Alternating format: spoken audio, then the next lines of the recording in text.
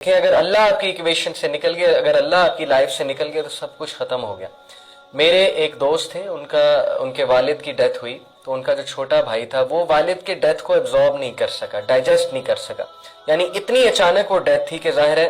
کہ وہ انکار بھی کرنے لگ گیا۔ شروع میں تو اس نے یقین ہی نہیں کیا، والد کی ڈیتھ ہو گئی، لیکن ظاہر ہے کہ اتنا بڑا شوق تھا کہ وہ کئی عرصے تک جو ہے بے یقینی کے عالم میں رہا، اور الٹیمیٹلی پھر جو ہے اس نے ریبیلین اختیار کیا، یعنی وہ ریبیلیس سائڈ پر گیا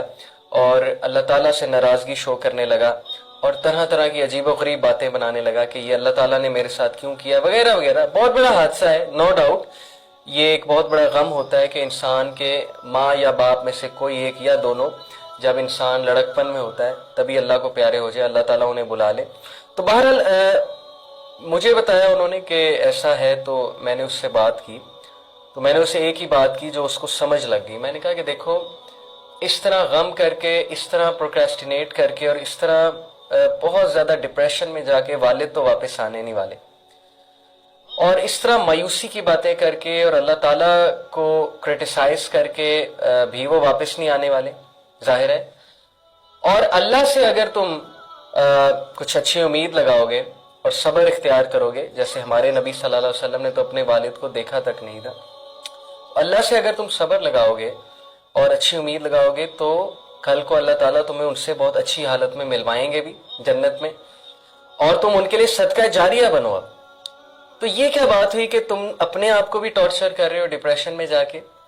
تم اپنی صحت بھی ڈاؤن کر رہے ہو، اور تیسری بات کہ تم اللہ کی ناراضگی بھی مول لے رہے ہو اللہ کو کرٹیسائز کر کے۔ تو فائدہ کیا ہو رہا ہے؟ نہ والد واپس آ رہے ہیں، نہ وہ لاس پورا ہو رہا ہے، اور دنیا میں بھی لاس ہو رہا ہے، اور آخرت کا لاس تو پھر بہت ہی بڑا ہے۔ تو یہ بات اسے سمجھ لگ گئی۔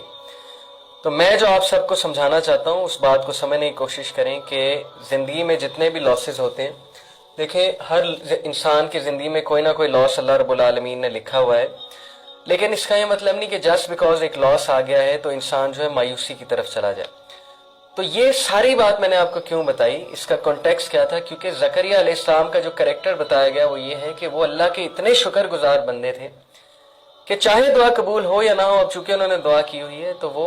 یہ نہیں کہتے تھے، یہ کہنے والوں میں سے نہیں تھے کہ چونکہ میری دعا قبول نہیں ہوئی تو اس لیے اب میں نماز ہی نہیں پڑھوں گا۔ جیسے ایک ینگسٹر میرے پاس ہے، انہوں نے کہا کہ میری جاب ہی نہیں لگ رہی، میں نے اتنے وظیفے کیے ہیں، میں نے اتنی دعائیں پڑھی۔ یہ بھی ایک الگ کنسیپٹ ہے وظیفے پڑھنا۔ لوگ جاتے ہیں دوسروں کے پاس، وہ انہیں ایک وظیفہ بتا دیتے ہیں، پتہ نہیں خود سے بتا دیتے ہیں، حدیث سے ثابت ہوتا ہے کہ نہیں ہوتا ہے، یہ ایک الگ ڈسکشن ہے کہ اتنی بار 1000 بار یہ پڑھ لو یا یہ کر لو تو تمہاری جاب لگ جائے گی، اور جب جاب نہ لگے تو پھر کس کی طرف نیگیٹو تھنکنگ جائے گی؟ اللہ کی طرف،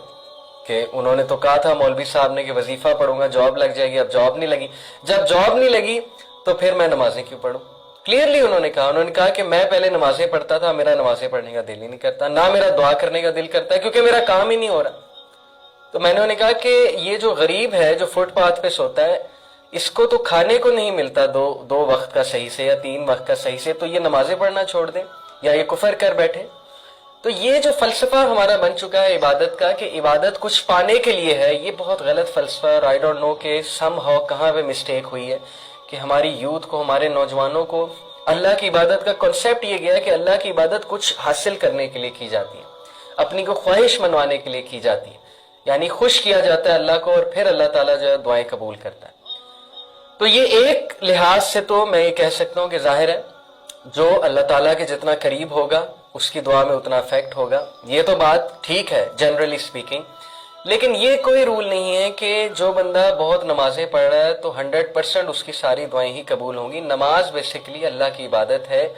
ہم اللہ رب العالمین کو اللہ کا رائٹ دے رہے ہیں کہ وہ خدا ہیں، وہ رب ہیں، رب العالمین ہیں، گاڈ ہیں، he deserves to be worship. چاہے دعا قبول ہو یا نہ ہو، چاہے وہ چیز ملے یا نہ ملے جو ہم چاہتے ہیں، ہم عبادت کریں گے،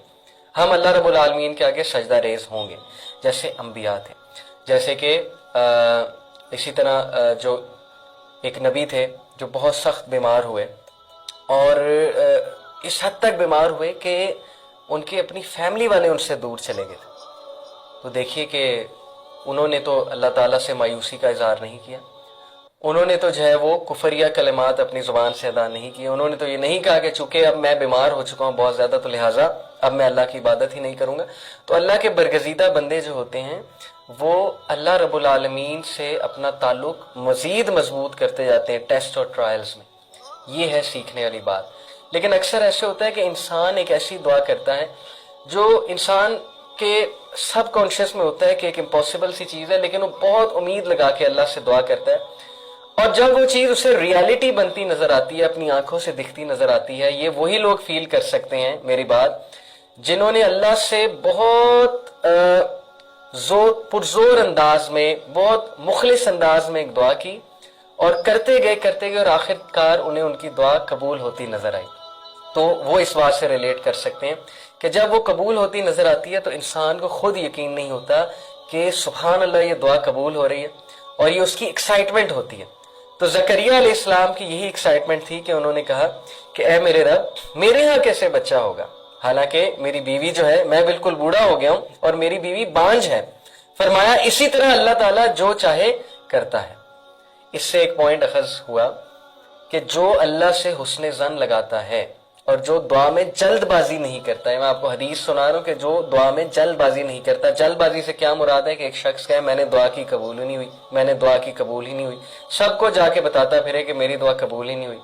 تو وہ شخص ظاہر ہے کہ اللہ تعالیٰ کی گڈ بکس میں نہیں ہوتا. دعا کے لیے پیشنس بہت درکار ہے، دعا کے لیے حسن ظن درکار ہے کہ بے شک اللہ بہترین دے گا. اور جب اللہ قبول کرتا ہے تو پھر وہ اس طرح سے دیتا ہے کہ کوئی انسان امیجن بھی نہیں کر سکتا. پھر وہ ہر چیز جو ہے وہ سیدھی کر کے دیتا ہے، ایک ایک چیز، یعنی ایکسلنس کے لیول پہ جا کے آپ کی دعا آپ کو قبول ہوتی نظر آتی ہے. اس لیے اللہ رب العالمین کے بارے میں